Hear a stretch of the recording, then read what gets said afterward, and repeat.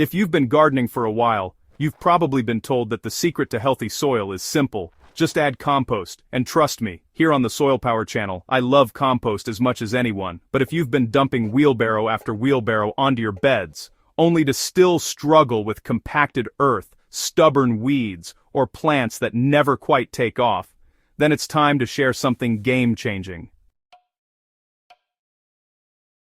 There's a method hiding in plain sight, one so simple, so inexpensive, and so transformative that once you try it, you'll wonder why gardeners aren't shouting about it from the rooftops. This technique takes the compost you already have, the soil you've already built, and the biology beneath your feet, and gives them a protected environment where they can actually do their job. The technique? Sheet mulching.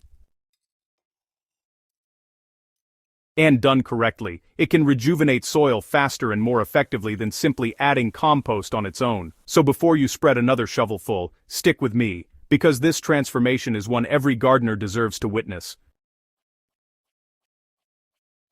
Now let's shift to cardboard, the slow and steady powerhouse. If newspaper is a quick meal for soil microbes, cardboard is the slow-cooked roast they'll feed on for months. Its corrugated layers hold moisture incredibly well. When soaked and laid flat, cardboard forms a tight, weed-blocking barrier that even tough grasses and perennials struggle to penetrate. This is why cardboard is perfect for deep compaction, aggressive weeds, and garden beds where you want long-lasting improvement.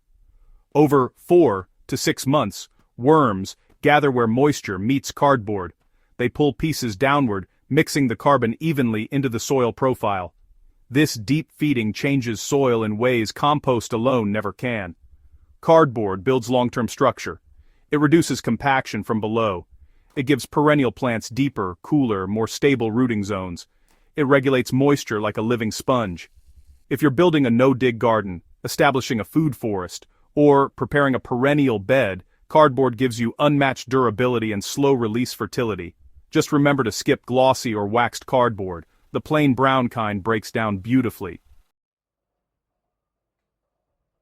Here's the secret most experienced gardeners eventually discover. You don't need to choose between newspaper and cardboard. The true soil power transformation happens when you combine them. The method is simple but incredibly powerful. First, lay down your newspaper, soaked and comfortable against the soil. This wakes up microbial activity almost immediately. Then, place cardboard on top.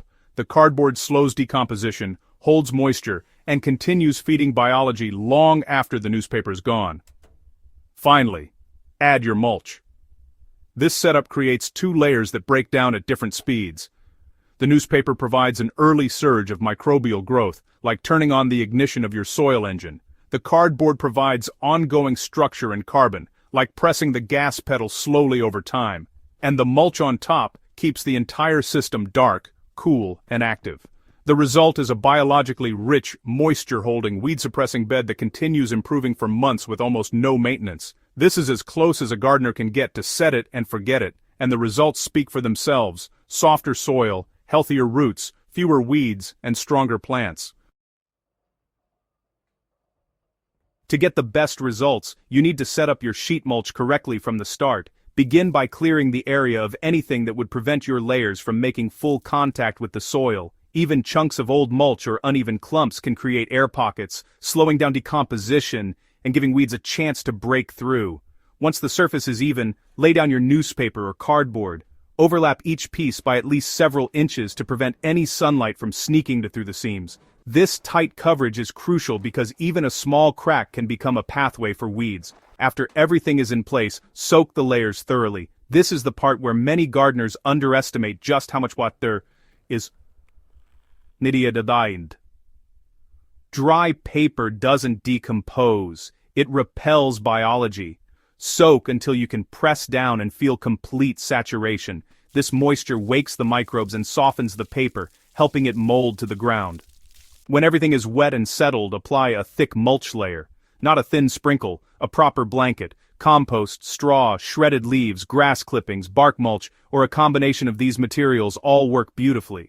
Mulch insulates the sheet mulch and provides additional organic matter for microbes to feed on. If you want to plant immediately, simply cut small openings for your seedlings. If you're creating a new bed from scratch, let the system rest for a couple of months before planting. By then, the sheet mulch will be in full biological motion, From this point on, your job is easy. You don't dig, you don't disturb the soil, you add organic matter on top as needed, and nature does the rest.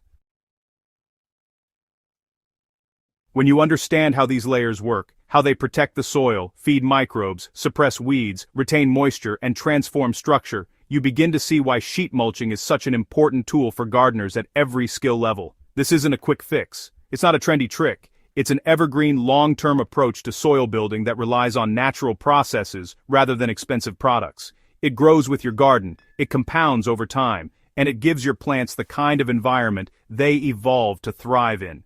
Before you spread more compost, consider protecting the soil you already have. Use the materials sitting in your recycling bin. Create a system that feeds your soil for months, not days. And let sheet mulching reveal how powerful simple gardening can truly be. If this guide helped you, make sure to subscribe to Soilpower for more tutorials, natural soil hacks, and regenerative gardening insights. And share this article with a fellow gardener. You might just change their soil for years to come.